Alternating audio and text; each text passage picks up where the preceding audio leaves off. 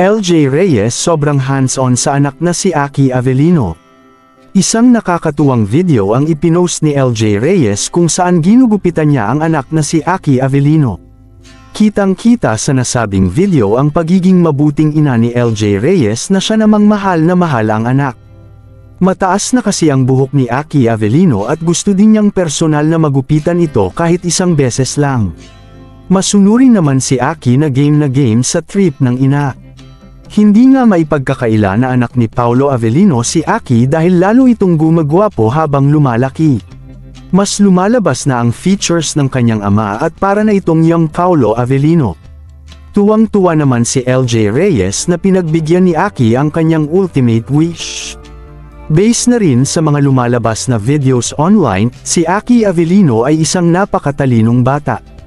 Mas gusto nitong magbasa ng libro at mag-aral kaysa malulong sa gadgets. Mayroon kasing napakagaling na strategy si LJ Reyes at as much as possible mas gusto niyang may activity talaga ang kanyang mga anak. Ayaw niya na nakahawak lang ng cellphone buong araw si Aki kaya gumagawa siya ng paraan para malibang ito at madagdagan ang kanyang kaalaman. Mayroon ding schedule at goal si Aki kada araw na siyang sinusundan nito. Si LJ Reyes din ang gumawa ng schedule niya at makakahawak lang siya ng cellphone kapag nakuha nito ang milestone niya. Tunay ngang kahit single mom si LJ Reyes ay hindi ito naging hadlang sa pagiging hands-on at pagiging mabuti niyang ina sa kanyang dalawang anak.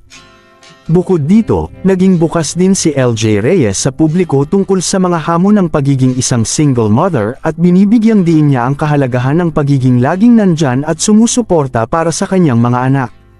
Dahil dito marami ang humahanga at gumagalang sa kanya bilang isang mabuting ina. Samantala, pagkatapos na magupitan si Aki Avellino ay talaga namang kamukhang-kamukha na nito ang ama at mas gwapo na ito dahil sa kanyang hairstyle.